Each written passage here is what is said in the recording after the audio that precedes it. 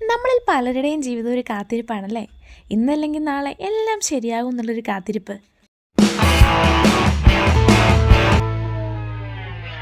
Hello, നമസ്കാരം, welcome back to my channel. അപ്പോൾ നമ്മുടെ പുതിയൊരു വീഡിയോയിലേക്ക് എല്ലാ കൂട്ടുകാർക്കും സ്വാഗതം. അപ്പോൾ നാട്ടിലെ ഒരു മാസത്തെ യുദ്ധമൊക്കെ കഴിഞ്ഞിട്ട് പട്ടാളം തിരിച്ചു പോവുകയാണ്. അപ്പോൾ അതിൻ്റെ തകൃതിയായിട്ടുള്ള പാക്കിംഗ് ഒക്കെയാണ് കേട്ടോ ഈ നടക്കുന്നത്. അധികം സാധനമൊന്നും കൊണ്ടുപോകാനുണ്ടായിരുന്നില്ല, കുറച്ച് ഡ്രസ്സും പിന്നെ അച്ചാറ് മാത്രം മതിയെന്ന് പറഞ്ഞു കൊണ്ടുപോകാനായിട്ട്. അപ്പോൾ അതൊക്കെ ഞങ്ങൾ പുറത്തുനിന്നൊക്കെ മേടിച്ചിട്ട് അതിൻ്റെ പാക്കിങ്ങും കാര്യങ്ങളൊക്കെ നടത്തിക്കൊണ്ടിരിക്കുക. ഈ ഒരു മാസത്തിലെ ഓരോ ദിവസം എങ്ങനെയൊക്കെ കടന്നുപോയെന്ന് എനിക്ക് തന്നെ അറിയില്ല കേട്ടോ. കാരണം ഒരു ദിവസം പോകുന്നത് ഒരു മണിക്കൂർ പോകുന്നതിലും വേഗത്തിലങ്ങ് പോയിട്ടുണ്ടായിരുന്നു. ഓരോ ദിവസം കഴിയും തോറും നമ്മുടെ നെഞ്ചിൻ്റെ ഇടുപ്പ് കൂടിക്കൂടി എല്ലാം പാക്ക് ചെയ്ത് സെറ്റ് ചെയ്യുന്ന ലാസ്റ്റത്തെ ഒരു നിമിഷം ഉണ്ടല്ലോ, അത് നമുക്ക് മനസ്സിൽ ഓർക്കുമ്പോൾ തന്നെ വല്ലാത്തൊരു പെടച്ചില്ല. ഈ ഒരു മാസം കറക്കവും കാര്യങ്ങളൊക്കെ ആയിട്ട് നടന്നത് കൊണ്ട് പല സാധനങ്ങളും പല വഴിക്കായിരുന്നു കേട്ടോ. അപ്പോൾ സാധനങ്ങളെല്ലാം തപ്പി കണ്ടുപിടിച്ച് എടുത്തു കൊടുത്തു. ആൾ തന്നെ എല്ലാം മടക്കി സെറ്റ് ചെയ്ത് ബാഗിലാക്കുകയും ചെയ്തു. അതിനിടയ്ക്ക് അബിയുടെ യൂണിഫോമിൻ്റെ ഒന്ന് കാശുവിൻ്റെ കിട്ടിയിട്ടോ.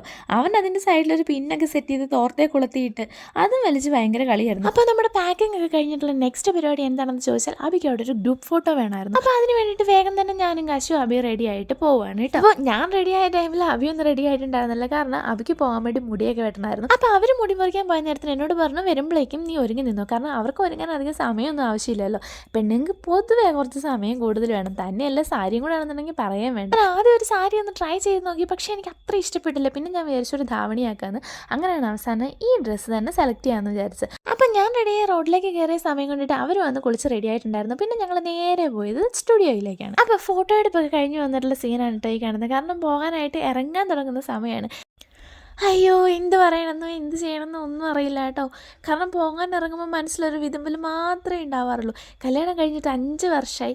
പക്ഷേ അബി പോയ ഈ ടൈം വരെ ഓരോ തവണ കരച്ചിൽ കുറയും എന്ന് വിചാരിച്ചാലും കൂടുന്നതല്ലാതെ ഇതുവരെ കരയാണ്ട് ഞാൻ അവനെ യാത്രയാക്കിയിട്ടില്ല. എത്ര പിടിച്ചു നിർത്താൻ ശ്രമിച്ചാലും ആ സമയമാകുമ്പോഴത്തേക്കും പൊട്ടി ഒഴുകും. എത്ര കൺട്രോൾ ചെയ്യാൻ ശ്രമിച്ചാലും നടക്കാത്തൊരു കാര്യമാണ് കേട്ടോ ഈ കരച്ചിൽ നിർത്തുക എന്നുള്ളത്. അപ്പോൾ എന്തായാലും ഒരു ആശ്വാസവാക്കൊക്കെ പറഞ്ഞ് ഓടി വന്നേക്കാന്നൊക്കെ പറഞ്ഞ് ആളെന്തായാലും ബാഗൊക്കെ എടുത്ത് കയറി പോന്നു കേട്ടോ. കാരണം ഒരുപാട് നേരം കരഞ്ഞ് ആശ്വസിപ്പിച്ചുകൊണ്ട് നിന്നാൽ ഫ്ലൈറ്റിൻ്റെ വഴിക്ക് പോകുമ്പോൾ എന്ന് പറഞ്ഞ് അവൻ എന്നെ ഒരു സൈഡിലാക്കിയിട്ട് കയറി പോകുന്നു. ബാഗൊക്കെ വണ്ടിയിലെടുത്ത് വെച്ച് ഞങ്ങൾ എല്ലാവരും ഉണ്ടായിരുന്നു. എൻ്റെ പപ്പായും മമ്മിയും കാശും ഞാനും ചേട്ടായും ഉണ്ടായിരുന്നു.